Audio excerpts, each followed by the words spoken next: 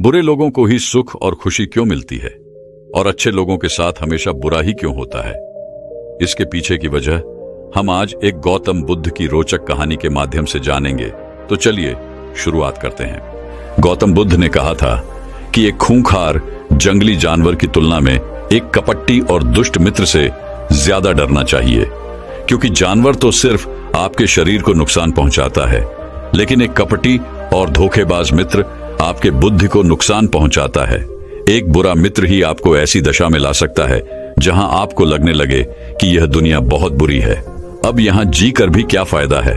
और ऐसा तब होता है जब आपके साथ विश्वासघात होता है, आपको धोखा दिया जाता है, और धोखा भी उसी व्यक्ति को मिलता है जिसने दूसरे पर अंधा विश्वास किया हो।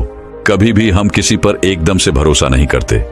भरोसा धीरे धीरे बढ़ता है, लेकिन एक समय आने के बाद यह भरोसा इतना मजबूत हो जाता है कि हम उस व्यक्ति के लिए अपने आंख, कान और दिमाग सब बंद कर लेते हैं। और फिर ऐसी स्थिति में ही हमारा सबसे विश्वास पात्र व्यक्ति हमें इतना बड़ा धोखा दे देता है कि हमारा दुनिया पर से भरोसा उठ जाता है और हम हर किसी को बुरी नजर से देखने लगते हैं। असल में देखा जाए तो यह दुनिया धोखे पर ही चल रही है। हम अपनी जिंदगी में कभी ना कभी, कहीं ना कहीं किसी न किसी को धोखा देते रहते हैं, और दूसरे लोग भी हमें धोखा दिए जा रहे हैं। दूसरे धोखा दे तो बात समझ भी आती है, लेकिन हम तो वर्षों से खुद को ही धोखा देते आ रहे हैं। हम स्वयं को ऐसी ऐसी बातें समझा देते हैं जिससे हमें सच्चाई का सामना ना करना पड़े और हम छोटी दुनिया में ही खोए रहे। धोखा या विश्वासघात दो धारी तलवार की तरह होता है। हमें लगता तो है कि हम सामने वाले को धोखा देकर उसे मूर्ख बना रहे हैं, लेकिन यह धोखे की तलवार से जितनी गर्दन सामने वाली की कटती है, भविष्य में उतनी ही गर्दन हमारी भी कटती है। दोस्तों, आज के इस बौद्ध कहानी के माध्यम से जानेंगे कि हम खुद को धोखे या विश्वासघात से कैसे बचा सकते हैं, और वीडियो के अंत में हम ऐसी 10 निशानियों के बारे में भी जानेंगे जो एक धोखेबाज और झूठे व्यक्ति में पाई जाती हैं। एक युवा व्यक्ति बहुत ही क्रोधी अवस्था में पहाड़ी की चोटी से कूदकर आत्महत्या करने जा रहा था। जैसे ही वह पहाड़ी के शिखर पर पहुंचा, वह जोर से चिल्लाया, यह दुनिया इतनी बुरी क्यों है? यहां सब इतने स्वार्थी क्यों हैं? अब मेरे जीने का कोई फायदा नहीं। उसी पहाड़ी के शिखर पर एक बौद्ध भिक्षु अपनी ध्यान साधना में लीन थे। इस युवा व्यक्ति की तेज क्रोधित आवाज को सुनकर वे ध्यान से जागे। उन्होंने देखते ही समझ लिया कि युवा व्यक्ति यहां आत्महत्या करने आया है। वह व्यक्ति पहाड़ी से कूदने ही वाला था कि बौद्ध भिक्षु उसका हाथ पकड़कर उसे पीछे खींचते हुए बोले, क्या हुआ? आगे का रास्ता खत्म हो गया क्या? युवा व्यक्ति ने कहा, कैसा रास्ता? यहां तो कोई रास्ता ही नहीं है। मैं तो यहां से कूदकर आत्महत्या करने वाला हूं। बौद्ध भिक्षु ने कहा, मरना तो एक दिन सभी को है, लेकिन तुम्हें इतनी जल्दी क्यों है? युवा व्यक्ति ने कहा, क्योंकि यह दुनिया रहने लायक नहीं है। यहां सब स्वार्थी है, शब्दों के बाज है। मैंने जिस पर भी भरोसा किया, सभी ने मुझे धोखा दिया। मेरे सगे भाई ने मुझे धोखा दिया, मेरे मित्रों ने मुझे धोखा दिया, लेकिन आज तो हद ही हो गई, मेरी पत्नी ने भी मुझे धोखा दे दिया। वो एक अमीर व्यापारी के साथ चली गई। इतने सारे धोखे मिलने के बाद अब मेरा इस दुनिया में जीने का कोई मतलब नहीं। इस स्वार्थी दुनिया में कोई भी भरोसे के लायक नहीं है, इसलिए मैं आत्महत्या करने जा रहा हूं। बौद्ध भिक्षु ने कहा, क्या तुम स्वार्थी नहीं हो? क्या तुम पर भरोसा किया जा सकता है? व्यक्ति ने कहा, मैंने आज तक किसी को धोखा नहीं दिया, किसी के साथ विश्वासघात नहीं किया। आप चाहो तो मेरे गांव में जाकर भी पूछ सकते हो। लोग ही अक्सर मेरा फायदा उठाते रहते हैं, लेकिन मैंने आज तक किसी के साथ बुरा नहीं किया। बौद्ध भिक्षु ने कहा, मैं तुम पर भरोसा नहीं कर सकता। तुम्हें मुझे यह सिद्ध करके दिखाना पड़ेगा कि तुम एक स्वार्थी व्यक्ति नहीं हो। व्यक्ति ने पूछा, यह सिद्ध करने के लिए मुझे क्या करना पड़ेगा? भिक्षु ने कहा, तुम्हें अगले 1 साल तक मेरे साथ मेरे आश्रम में रहना पड़ेगा। तब जाकर मैं जान पाऊंगा कि तुम ईमानदार व्यक्ति हो या फिर तुम भी दूसरों की ही तरह स्वार्थी और धोखेबाज हो। व्यक्ति ने कहा, ठीक है, मैं आपके साथ आपके आश्रम में 1 साल तक रहूंगा और खुद को सिद्ध करके दिखाऊंगा। बौद्ध भिक्षु उस युवा व्यक्ति को अपने साथ अपने आश्रम में ले आए और उसे अपना शिष्य बना लिया। अगले दिन सुबह होते ही बौद्ध भिक्षु ने उस नए शिष्य को अपने पास बुलाया और कहा, मुझे तुम पर भरोसा तो नहीं है, लेकिन फिर भी तुम जाओ और भिक्षा मांग कर लाओ। तब तक मैं तुम्हारे दूसरे गुरु भाइयों को शिक्षा देता हूं। उस युवा शिष्य ने गुरु को प्रणाम किया और भिक्षा मांगने के लिए चल पड़ा। उसने आज से पहले कभी भिक्षा नहीं मांगी थी, इसीलिए उसे भिक्षा मांगने में बड़ी तकलीफ हो रही थी। उसके मुंह से भिक्षा के लिए सदर ही निकल रहे थे। उसका अहंकार उसे भिक्षा मांगने से रोक रहा था, लेकिन उसके अंदर एक अहंकार और उमड़ रहा था। गुरु को गलत सिद्ध करने का अहंकार, इसलिए उसने भिक्षा मांगी और उस भिक्षा को लेकर वापस गुरु के पास पहुंचा। उसके हाथ में भिक्षा देखकर गुरु ने कहा, तुम कुछ तो भरोसे के लायक हो। मुझे लगा था कि तुम भिक्षा नहीं मांग पाओगे, लेकिन तुमने मुझे गलत सिद्ध कर दिया। आओ मेरे साथ मेरी कुटिया में चलते हैं, वहां मैं तुम्हें कुछ दिखाना चाहता हूं। गुरु उस शिष्य को अपने साथ अपनी कुटिया में ले गए। वहां कुटिया में ऊपर एक मटका लटक रहा था। गुरु ने मटके की ओर इशारा करते हुए कहा, उस मटके को देख रहे हो, उसमें जहर रखा हुआ है, और जहर भी ऐसा है कि अगर किसी को दे दो तो व्यक्ति बड़े आराम से मर सकता है और किसी को पता भी नहीं चलेगा कि उसकी मौत कैसे हुई। युवा व्यक्ति ने कहा, लेकिन गुरुदेव, आप ऐसा मुझे क्यों बता रहे हैं? बौद्ध भिक्षुओं ने कहा, मैं बस तुम्हें सावधान कर रहा हूं कि कभी इसे गलती से खा मत लेना। कुछ दिनों बाद गुरु अपने शिष्यों के साथ एक जंगल से गुजर रहे थे। तभी कुछ जंगली लुटेरों ने अचानक उन पर हमला कर दिया। सभी शिष्य अपनी अपनी जान बचाकर इधर उधर भागने लगे, लेकिन ज्यादा उम्र होने की वजह से गुरु नहीं भाग पा रहे थे। यह बात व्यक्ति जानता था। उसने अनुभव किया और वह बहादुरी का प्रदर्शन करते हुए अपने गुरु को डाकू से बचाकर आश्रम तक सुरक्षित ले आया। आश्रम पहुंचकर गुरु ने उस शिष्य की सभी के सामने बहुत प्रशंसा की और कहा, तुम सभी लोगों से अच्छा तो मेरा यह नया वाला शिष्य है, जिसने अपनी जान पर खेलकर मेरी जान बचाई और मुझे सुरक्षित यहां तक ले आया। आज से मुझे इस पर पूरा भरोसा है। उस दिन के बाद से हर सुबह जब भी गुरु उस शिष्य से मिलते तो उसे एक बात जरूर कहते, मुझे तुम पर पूरा भरोसा है। धीरे धीरे गुरु का उस शिष्य पर भरोसा बढ़ता चला गया और वह इतना बढ़ गया कि गुरु ने एक दिन शिष्य को अपने पास बुलाया और कहा, मेरा कोई पुत्र नहीं है, लेकिन तुम मेरे पुत्र जैसे ही हो। अब मेरी उम्र हो चुकी है, मैं बूढ़ा हो गया हूं, इसीलिए मैं चाहता हूं कि मेरी मृत्यु के बाद इस आश्रम की बागडोर तुम अपने हाथों में ले लो। शिष्य ने कहा, गुरुदेव, अगर आपकी यही इच्छा है तो मैं आपकी खुशी के लिए यह जिम्मेदारी भी उठाऊंगा। इतना कहकर शिष्य वहां से चला गया। कुछ दिनों बाद गुरु बीमार पड़ गए। उन्होंने आश्रम के सभी शिष्यों को बुलाकर यह घोषणा कर दी कि मेरे बाद इस आश्रम का संचालन यह शिष्य करेगा। धीरे धीरे दिन बीतने लगे और उस युवा शिष्य के मन की बेचैनी बढ़ने लगी। वह जल्द से जल्द आश्रम को अपने कब्जे में लेना चाहता था। वह हर सुबह गुरु के पास जाकर यही देखता कि गुरु के स्वास्थ्य में कोई प्रभाव पड़ा या नहीं, लेकिन गुरु का स्वास्थ्य तो दिन प्रतिदिन अच्छा होता जा रहा था। अब तो उसके सब्र का बाणवे टूटने लगा। उसके रातों की नींद चली गई। वह हर समय यही सोचता रहता कि कैसे गुरु को रास्ते से हटाया जाए और किसी को पता भी न चले।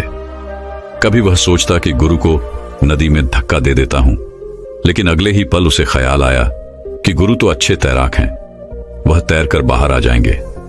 फिर कभी सोचता कि गुरु को गला दबाकर मार देता हूं। सब जानते हैं कि मैं गुरु का भरोसेमंद शिष्य हूं, इसलिए मुझ पर किसी को शक भी नहीं होगा।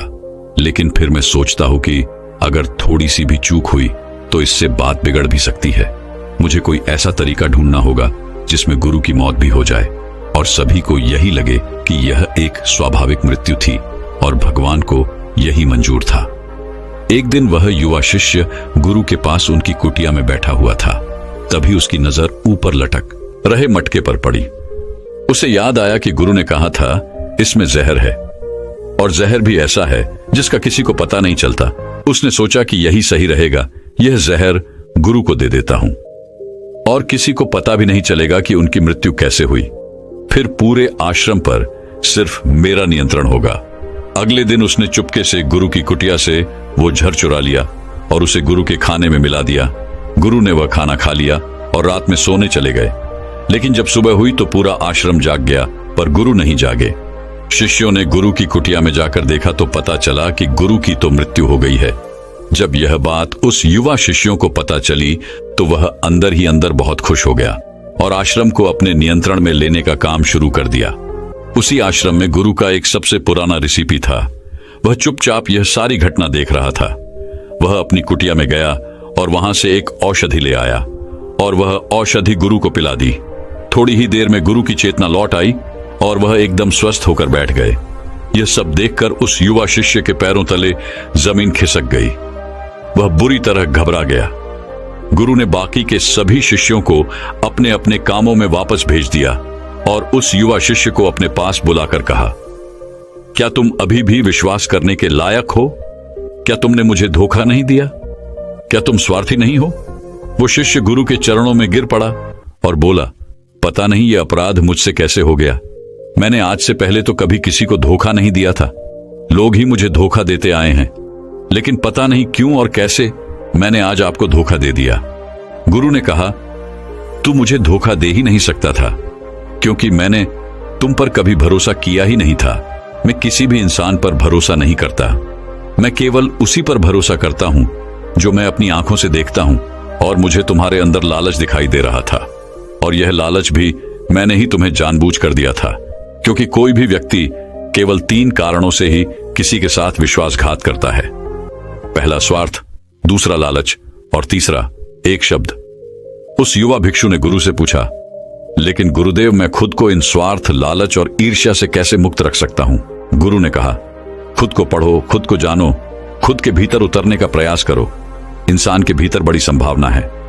वह खुद को कुछ भी बना सकता है, वह कुछ भी हो सकता है। और जब तुम में कोई बदलाव आए तो खुद के भीतर झांक कर यह जानने का प्रयास करो कि तुम क्यों बदल रहे हो, कौन तुम्हें बदल रहा है, यह बदलाव अच्छा है या बुरा। खुद का आत्मनिरीक्षण करने का प्रयास करो। गुरु का यह शब्द सुनकर शिष्य ने फिर उनके पैर पकड़ लिए और कहा, गुरुदेव, मैं आपका ही शिष्य बनकर रहना चाहता हूं और यह ज्ञान प्राप्त करना चाहता हूं कि मैं कौन हूं, क्या हूं और क्यों मैं बदल जाता हूं। गुरु ने कहा, हमारे आसपास ऐसे बहुत से लोग हैं और ऐसे बहुत से लोग हुए हैं जो इस बात की मिसाल हैं कि उन्होंने अपने स्वार्थ, लालच और ईर्ष्या के बस में आकर कभी भी किसी को धोखा नहीं दिया, किसी के भी साथ विश्वासघात नहीं किया। धोखा इंसान तभी देता है जब उसे लगता है कि जो वो कर रहा है उसे कोई देख नहीं रहा और भविष्य में भी किसी को उसका पता नहीं चलेगा और जो वह कर रहा है वही सही है। हालांकि पकड़े जाने के बाद खुद को बचाने के लिए वह तर्क और दे देता है कि मैं तो कुछ कर ही नहीं सकता था, मेरे पास यही आखिरी रास्ता बचा था, मैं मजबूर था। लेकिन हर धोखे के पीछे की सच्चाई यही है कि व्यक्ति उसे जानबूझकर अपने फायदे के लिए करता है। गुरु ने शिष्य की आंखों में देखते हुए कहा, याद रहे, हम जब भी किसी को धोखा देते हैं तो हम उसकी आंतरिक चेतना को ठेस पहुंचाते हैं और वह इतनी बुरी तरह आहत हो जाता है कि उसका किसी पर भरोसा नहीं रह जाता और वह अंदर से बहुत दुखी और खुद को बड़ा अकेला महसूस करने लगता है। इसलिए अगर तुम चाहते हो कि तुम्हें कोई धोखा ना दे पाए तो अपनी आंख, कान और दिमाग को खुला रखो। लोगों पर भरोसा तो करो, लेकिन इतना भी भरोसा मत करो कि वह तुम्हारा फायदा उठाने लग जाए। हमेशा अपने सबसे महत्वपूर्ण कामों का नियंत्रण अपने हाथ में रखो और कभी भी अपने जीवन की बागडोर किसी दूसरे के हाथों में मत दो। और बीच बीच में खुद की भी जांच पड़ताल करते रहो कि जिस धोखे से तुम बचना चाहते हो, कहीं वैसा ही धोखा तुम किसी दूसरे के साथ नहीं कर रहे हो। और अगर फिर भी तुम्हें कोई धोखा दे तो निराश मत होना, क्योंकि हर एक धोखा इंसान को कुछ ना कुछ सिखाकर ही जाता है। धोखा खाने के बाद इंसान पहले से भी कहीं ज्यादा सतर्क और समझदार हो जाता है। इसलिए सिर्फ एक धोखे की वजह से खुद की जिंदगी को बर्बाद मत करो और इसे एक सीख समझकर आगे बढ़ जाओ। गुरु ने कहा, यह 10 निशानियां हैं एक धोखेबाज इंसान की, एक चालाक इंसान की, जो तुम्हें धोखा दे सकता है, तुम्हारी मन की शांति तक छीन सकता है और तुम्हें निराशा के गहरे सागर में डुबोकर तुम्हारी जिंदगी तक खत्म कर सकता है। पहली निशानी, जो इंसान धोखेबाज होगा, झूठा होगा, वह तुमसे सब कुछ छुपाएगा। तुम्हें उसके बारे में दूसरे लोगों से पता चलेगा और जब तुम पूछोगे तो बोलेगा कि बताना ही भूल गया। उसके साथ बहुत लंबा वक्त बिताने के बाद भी तुम्हें उसके बारे में कुछ खास पता नहीं होगा कि वह तुम्हारे बारे में सोचता क्या है, उसके जीवन में क्या चल रहा है। तो हमेशा उसके बारे में दुविधा में ही रहोगे, क्योंकि वह तुमसे हर एक बात छुपाएगा। क्योंकि वह एक सच्चा इंसान है ही नहीं। एक सच्चे इंसान को कोई परेशानी नहीं होती अपने बारे में बताने में। वह लगभग हर एक बात तुम्हारे साथ साझा कर लेता है, लेकिन जो धोखेबाज होगा वह बड़ी सावधानी से चलता है। तो यह बात हमें गौर करनी चाहिए कि जिस इंसान के साथ हम रिश्ते में हैं, जिसे हम अपनी जिंदगी सौंपने वाले हैं, जिसके साथ हम प्रेम का, विश्वास का सौदा करने वाले हैं, क्या वह अपनी पूरी जिंदगी हमारे साथ एक खुली किताब की तरह साझा करता है या नहीं, या वह हमसे चीजें छुपाता है? अगर वो छुपाता है तो वो इंसान एक बहुत बड़ा धोखेबाज है। दूसरी निशानी, जो इंसान धोखेबाज होता है और जिसका हमसे सच्चा प्रेम नहीं होता, उसे हमारी परवाह कभी नहीं होती। हम चाहे उसकी कितनी ही परवाह कर लें, कुछ भी कर दें उसके लिए, लेकिन उसे जरा सी भी परवाह नहीं होगी। और ऐसा एक बार नहीं, बार बार देखने को मिलेगा। लेकिन हम इसे देखकर भी अनदेखा कर देते हैं। यह हमारी गलती है। हम अपने मुंह के चलते सच आंखों के सामने होते हुए भी उसे देख नहीं पाते। यह हमारी कमी है। अगर हम थोड़ा होश पूर्वक देखने का प्रयास करें तो हमें पता चलेगा कि उसे हमारी कोई परवाह नहीं। तीसरी निशानी जो धोखेबाज इंसान के पास होती है, वह बहुत बड़ा झूठा भी होता है। उसकी खुद की बातें ही खुद से मेल नहीं खाती। उसकी जबान बार बार बदलती रहती है। वह अपनी ही बातों पर खरा नहीं उतरता, लेकिन हम उसकी छोटी सी अच्छी बातों पर फंस जाते हैं, इसलिए हम उसे पहचान नहीं पाते। चौथी निशानी, एक धोखेबाज व्यक्ति हमारे सामने तो हमारी चापलूसी और छोटी प्रशंसा कर लेगा, लेकिन वह कभी भी हमारे पीठ पीछे या दूसरों से हमारी प्रशंसा नहीं करेगा और हमें इज्जत नहीं देगा। हम चाहे उसके लिए मर ही क्यों न जाए, लेकिन वह कभी भी हमारी प्रशंसा नहीं करेगा। हमें उतनी अहमियत कभी नहीं देगा जितनी हम उसे अपनी जिंदगी में देते हैं, क्योंकि वह एक दिन हमें धोखा देने वाला है, तो हमें बहुत बड़ा धोखा मिले। इससे अच्छा है कि हम पहले ही सावधान हो जाएं। पांचवी निशानी, वह क्या कहते हैं उस पर ध्यान मत दो, बल्कि वह तुम्हारे साथ क्या करते हैं उस पर ध्यान दो, क्योंकि बातें कहना बड़ा आसान है, लेकिन करना बड़ा मुश्किल। अधिकतर लोग इन्हीं बातों पर आकर फंस जाते हैं। इसीलिए चाहे वह तुमसे कितनी ही बातें करें, कितने ही वादे करें, लेकिन जब तक वह उन्हें करके ना दिखाएं, भरोसा मत करना। छठी निशानी, यह अक्सर प्रेम संबंधों में देखने को मिलती है कि एक धोखेबाज व्यक्ति अपने से प्रेम करने वाले को ऐसे लेता है कि सामने वाला हमेशा उसके लिए उपलब्ध रहने वाला है। वह कहीं नहीं जाने वाला, यही पड़ा रहेगा उसके लिए। वह राजा होता है और ना ही सम्मान देता है, और अगर उनसे सम्मान की भीख मांगी जाए तो वो और बेइज्जत करते हैं। अगर किसी रिश्ते में किसी से गिड़गिड़ाना पड़े, उससे भीख मांगना पड़े कि मुझे अपना समय दो, मुझसे बात करो, तो इससे घटिया रिश्ता और कोई हो ही नहीं सकता।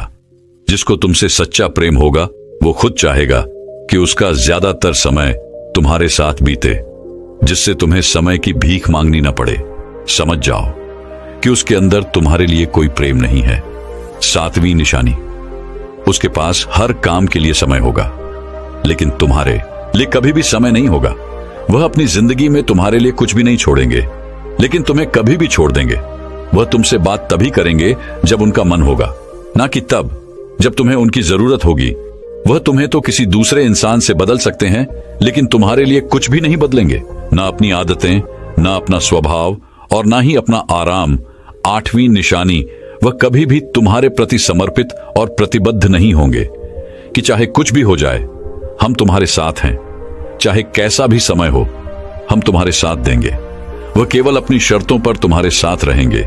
जब जब उन्हें आराम होगा और अच्छा लगेगा, वह तुम्हारे साथ रहेंगे, और अगर उन्हें थोड़ी सी भी तकलीफ हुई तो वह चले जाएंगे, क्योंकि वह अपने आराम से बाहर आकर तुम्हारे लिए कभी भी कुछ भी नहीं करने वाले।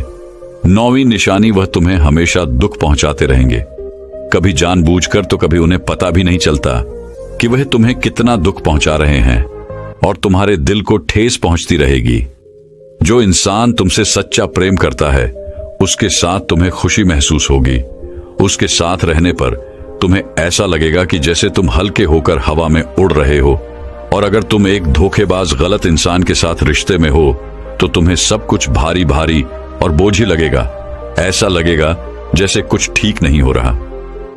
तुम्हारे अंदर से यह आवाज आएगी, यह रिश्ता ठीक नहीं है तुम्हारे लिए। पर अगर तुम उसे सुनकर भी अनसुना कर देते हो, तो यह तुम्हारी गलती है। 10वीं निशानी, तुम उनकी जिंदगी में कहीं नहीं होते। कोई विशेष जगह नहीं होती तुम्हारी उनकी जिंदगी में। वह जब चाहें बड़ी आसानी से तुम्हें अपनी जिंदगी से निकाल बाहर कर सकते हैं और उन्हें कोई फर्क भी नहीं पड़ेगा। अगर तुम्हें भरोसा नहीं और सच्चाई जाननी है उनकी, तो कुछ दिनों के लिए उनकी जिंदगी से गायब हो जाओ। उन्हें जरा भी फर्क नहीं पड़ेगा, बल्कि वो तो और खुश हो जाएंगे कि अच्छा हुआ मुसीबत गई हमारी जिंदगी से। अब हम और आजाद हैं। अब हम जो चाहें वो कर सकते हैं। दोस्तों, अगर आप भी ऐसे इंसान के साथ रिलेशनशिप में है तो होश में आ जाइए और जितना जल्दी हो सके इससे बाहर आ जाइए। यकीन मानिए, ऐसे रिश्ते से बाहर आकर आपको शांति, सुकून, प्यार सब मिलेगा। और क्या सिर्फ वही एक इंसान है इस दुनिया में? आप एक बुरे इंसान को छोड़ेंगे, 10 अच्छे इंसान आएंगे आपकी जिंदगी में जो आपको सम्मान देंगे, प्यार देंगे। पर जब तक आप ऐसे छोटे इंसान के साथ जुड़े रहेंगे, तब तक आपको दूसरे अच्छे इंसान दिखेंगे ही नहीं। लेकिन जैसे ही आप ऐसे धोखेबाज इंसान को छोड़ेंगे, आपकी जिंदगी में अच्छे इंसान आने शुरू हो जाएंगे। एक बात और, आज का जिन लोगों के साथ रिलेशनशिप में प्यार में धोखा होता है, वो कहते हैं कि प्यार व्यार कुछ नहीं होता, सब कुछ धोखा होता है। आजकल सब कुछ झूठ है, लेकिन ये पूरी तरह सही नहीं है। वह इंसान जिसने आपको धोखा दिया, वह प्यार का मतलब नहीं जानता था। पर आज भी दुनिया में ऐसे बहुत से लोग हैं जो प्यार करना भी जानते हैं और उसे निभाना भी जानते हैं। जिन जिन लोगों के साथ धोखा हुआ, वो तो अपनी तरफ से सच्चा प्यार कर ही रहे थे ना। प्रेम तो ईश्वर का वरदान है और प्रेम पर यह दुनिया टिकी है। अगर एक गलत इंसान आपके प्रेम को नहीं समझ पाया, तो इसका मतलब यह नहीं कि इस दुनिया में प्रेम ही नहीं है। ये दुनिया प्रेम से ही चलती है। ये हंसती नाचती दुनिया प्रेम करने वालों की बदौलत ही है। और अंत में एक बात और दोस्तों, अगर आपको अपने परिवार वालों से धोखा मिले या फिर आपको कोई गलत फहमी हो गई हो, तो कोशिश यही करिएगा कि आप लोग एक दूसरे की बातों को समझें, एक दूसरे को जानें और एक दूसरे को माफ करें। क्योंकि दोस्तों, आपको बहुत सारे लोग मिल जाएंगे, लेकिन आपके परिवार जैसे लोग आपको पूरी दुनिया में कहीं और नहीं मिलेंगे। हाँ, उनकी बात अलग है जो आपके परिवार से थोड़े बाहर के लोग हैं, जैसे आपका मित्र, कोई दूर का सगा संबंधी या फिर कोई पड़ोसी। लेकिन परिवार के लोगों को माफ करने में ही समझदारी है। तो दर्शकों, चलिए अब एक और रोचक कहानी की शुरुआत करते हैं। पुराने समय में एक बड़ा ही सुंदर राज्य था। उस राज्य का राजा बड़ा ही उदार, धर्मात्मा और प्रजा को प्रेम करने वाला था। वह अपनी प्रजा के सुखों के लिए एक से बढ़कर एक सुंदर राज व्यवस्था करवाता और उनकी सुरक्षा के लिए खड़े से खड़े कानून बनाता। उसने एक नया कानून प्रचलित किया कि अंगों का अपराध करने के लिए अपराधी को देश से निकालने की सजा दी जाएगी। कानून तोड़ने वाले बहुत से दुष्ट आत्माओं को राज्य से निकाल बाहर किया गया। राज्य में चारों तरफ सुख, शांति और समृद्धि का माहौल था। लेकिन एक बार भूलकर बस वही अपराध राजा से हो गया। राजा बड़ा दुखी हुआ। राजा चाहता तो उस अपराध को छुपा सकता था, लेकिन राजा था सच्चा। अगले दिन बड़े दुखी मन के साथ वह राज दरबार में उपस्थित हुआ और सभी के सामने अपना अपराध कह सुनाया। उसने कड़े शब्दों में यह आदेश भी दिया कि मैं अपराधी हूं और मुझे इस अपराध की सजा भी मिलनी चाहिए। दरबार में उपस्थित सभी सभासद इतने धर्मात्मा राजा को राज्य से निर्वासित नहीं करना चाहते थे, लेकिन राजा अपनी बात पर अड़ा रहा। उसने स्पष्ट शब्दों में कहा, जब राज्य के कानूनों को मैं ही नहीं मानूंगा तो प्रजा उनका किस प्रकार पालन करेगी? इसलिए मुझे देश से निकालना ही उचित होगा। अंततः राज दरबार में यह निर्णय हुआ कि राजा को राज्य से निर्वाचित कर दिया जाएगा। लेकिन अब प्रश्न यह था कि अगला राजा किसे बनाया जाए। उस राज्य में प्रजा में से ही किसी योग्य व्यक्ति को ढूंढकर राजा बनाने की प्रथा थी। जब तक नया राजा ना चुन लिया जाए, तब तक उस पुराने राजा को ही कार्यभार संभालने के लिए विवश किया गया। और यह बात उस राजा को मजबूरन माननी पड़ी। उस जमाने में आज की तरह बोर्ड पढ़कर चुनाव नहीं होती थे। चुनाव का यह तरीका उन्हें पता नहीं था, ऐसी बात न थी, बल्कि उन्हें अच्छे से पता था कि यह तरीका उतना प्रभावशाली नहीं है, क्योंकि लालच, धौंस और झूठे प्रचार के बल पर कोई नालायक भी चुना जा सकता है। इसीलिए व्यक्ति के सद्गुण ही उसके चुनावी कसौटी थे। जो भी व्यक्ति सभी में अपनी योग्यता को सीधा करता, वही चुन लिया जाता। जितना उस राज्य का राजा धर्मात्मा था, उतना ही उस राज्य का प्रधानमंत्री भी बुद्धिमान था। उसने नए राज्य के चुनाव का दिन निश्चित किया और पूरे राज्य में यह घोषणा करवा दी कि जो भी इस निश्चित दिन को सुबह 10 बजे राजमहल में आकर महाराज से सबसे पहले मिलेगा उसे राजा बना दिया जाएगा। राजमहल एक पत्थरीली पहाड़ी पर मुख्य शहर से लगभग 2 मील की दूरी पर जरूर था, लेकिन उसके सभी द्वार खोल दिए गए थे। भीतर जाने की कोई भी रोक टोक न थी। राजा के बैठने की जगह भी खुले में थी और वो घोषणा के दौरान सभी को चिल्ला चिल्ला कर बता दी गई थी। राजा के चुनाव से 2 दिन पहले प्रधानमंत्री ने सारा शहर खाली करवाया और उसे अच्छी तरह से सजवाया। सभी प्रकार के आराम और भोग विलास की वस्तुएं पूरे शहर में जगह जगह रखवा दी गई और उन्हें लेने की सभी को छूट थी। किसी से कोई कीमत नहीं वसूली जानी थी। सब कुछ मुफ्त में था। कहीं वे मिश्रण के भंडार खुले हुए थे तो कहीं खेल तमाशे हो रहे थे, कहीं आराम के लिए मखमली पलंग बचे हुए थे तो कहीं सुंदर वस्त्र आभूषण मुफ्त में मिल रहे थे। सुंदर और कोमल अंगों वाली युवतियां लोगों के सेवा सत्कार के लिए खड़ी थीं। जगह जगह राजकीय नौकर हाथ में दूध की गिलास लिए खड़े थे। इनकी छिड़काव और चंदन की सजावट से पूरा शहर महक रहा था। शहर की हर एक गली कूच ऐसे सजी हुई थी मानो कोई राजमहल हो। चुनाव के दिन सुबह से ही राजमहल के सारे द्वार खोल दिए गए और लोगों को उस सजे हुए शहर में आने की अनुमति दे दी गई। शहर के बाहर खड़े प्रजाजन जब शहर में घुसे तो उसकी सजावट देखकर हक्के बक्के रह गए। मुफ्त के शरबत और दूध हर कोई पीने लगा। किसी ने मिठाई की दुकान पर आसन जमाया तो कोई सिनेमा देखने जा बैठा। कुछ मुफ्त के गहने और कपड़े पसंद करने लगे तो कोई सुंदरियों के गले में हाथ डालकर नाचने लगा। सभी लोग अपनी अपनी रुचि के अनुसार सुख सामग्री का भोग करने लगे। 2 दिन पहले ही सभी प्रजाजनों को मुनादी करके यह बता दिया गया था कि राजा से मिलने का सही समय ठीक 10 बजे का है। इसके बाद पहुंचने वाले को राज्य का अधिकारी नहीं माना जाएगा। शहर की सजावट और सुख सामग्री का मेला सिर्फ कुछ ही समय का है। एक नियत समय के पश्चात इसे हटा दिया जाएगा। शहर का ऐसा एक भी व्यक्ति न था जिसे दोहरा दोहरा कर ये सारी बातें ना बता दी गई हों, और सभी ने कान खोलकर सुन भी लिया था। लेकिन शहर की सजावट, मुफ्त की सुख सामग्री ने सभी का मन ललचा लिया था। किसी का भी उन्हें छोड़ने का मन नहीं कर रहा था। राज मिलने की बात को लोक अपेक्षा की दृष्टि से देखने लगे। कुछ सोच रहे थे कि दूसरों को चलने दो, मैं भागकर उनसे पहले पहुंच जाऊंगा। कुछ ऊँग रहे थे कि अभी तो बहुत समय बाकी है। कुछ का विचार था कि सामने की चीजों को ले लो, अगर राज्य न मिला तो यह भी हाथ से जाएगा। कुछ तो राज्य मिलने की बातों का मजाक उड़ाने लगे। पूरी भीड़ में से 1-2 ने हिम्मत की और शहर से निकलकर राजमहल की ओर चले। लेकिन थोड़ी दूर चलने पर ही महल के पत्थरीले रास्ते, पहाड़ी की ऊंचाई और शहर की सुंदरता ने उनका मन बदल दिया और वह उल्टे पांव शहर वापस चले आए। सारा नगर सुख भोग के संसाधनों में डूब चुका था। किसी को भी समय का ख्याल ना रहा। 10 बज चुके थे, लेकिन हजारों प्रजाजनों में से कोई भी राजमहल न पहुंच सका। बेचारा राजा दरबार लगाई अकेला बैठा रहा। प्रधानमंत्री मन ही मन खुश हो रहा था कि उसकी चाल कैसी सफल रही। जब राजा से मिलने कोई ना आया तो मजबूरन उसी राजा को फिर से राज्य का कार्यभार संभालना पड़ा। दोस्तों, यह कहानी काल्पनिक है, लेकिन यह मनुष्य जीवन की सच्चाई को दर्शाती है। हम भी तो अपने आज के छोटे छोटे सुख भोगों के लिए अपने जीवन के लक्ष्यों और उज्जवल भविष्य की आहुति दे देते हैं। हम में से किसे नहीं पता कि हमारे पास लक्ष्य प्राप्ति का समय सीमित है, लेकिन हम फिर भी इसे अपने झूठे सुखों के लिए बर्बाद करते रहते हैं और फिर समय हाथ से निकल जाता है।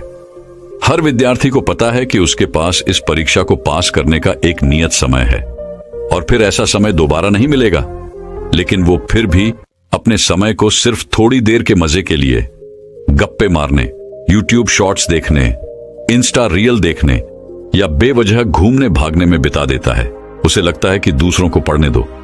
मैं आखिरी के कुछ दिनों में ज्यादा मेहनत करके रात रात भर जाग के सबको पीछे छोड़ दूंगा, लेकिन ऐसा हो नहीं पाता और जब समय हाथ से निकल जाता है तो सिर्फ पश्चाताप ही हाथ लगता है। आखिर सब कुछ जानने के बाद भी हम बार बार वही गलती इसलिए करते हैं क्योंकि हमारा खुद पर नियंत्रण नहीं है, और यह नियंत्रण इसीलिए नहीं है क्योंकि हमने कभी गंभीरता के साथ अपनी आदतों को नियंत्रित करने का प्रयास ही नहीं किया। हम बीच बीच में अपने मन को छोटे छोटे मजे चखने की छूट देते रहते हैं, इसीलिए यह कभी भी दूर के बड़े आनंद को प्राप्त करने का प्रयास ही नहीं करता और हमें छोटे छोटे सुखमय आनंद में उलझाए रखता है। हर काम के लिए समय सीमित है, क्योंकि जीवन कभी भी खत्म हो सकता है। लेकिन हम में से कितने लोग हैं जो इस घोषणा को याद रखकर झूठे सुखों में नहीं डूबे रहते और अपना हर दायित्व समय पर पूरा करते हैं। अवसर चला जा रहा है और हम आज के छोटे छोटे सुखों के बुलावे में पड़कर अपने अनमोल समय को बर्बाद किए जा रहे हैं और उच्च और स्थिति और आंख उठाकर भी नहीं देख रही। हमारे इस व्यवहार को देखकर प्रधानमंत्री शैतान मन ही मन खुश हो रहा है कि मेरी चाल कैसी सफल हो रही है। दोस्तों, मैं उम्मीद करता हूं कि यह कहानी सुनने से आपके जीवन में अच्छे बदलाव आए होंगे। आपको इस वीडियो से क्या सीखने मिला, ये कमेंट करके जरूर बताएं और अपने परिवार, दोस्तों या आपके करीबी इंसान के साथ ये कहानी शेयर करके उन्हें भी इस ज्ञान से परिचित करवाएं। बाकी अगर आपको ये वीडियो दिल से अच्छी लगी हो तभी इस वीडियो को लाइक कर देना, और आपने अब तक इस चैनल को सब्सक्राइब न किया हो तो चैनल को सब्सक्राइब भी जरूर कर देना। आपका हर दिन शुभ हो और खुशियों से आपका जीवन भरा रहे। धन्यवाद। नमो बुद्धाय।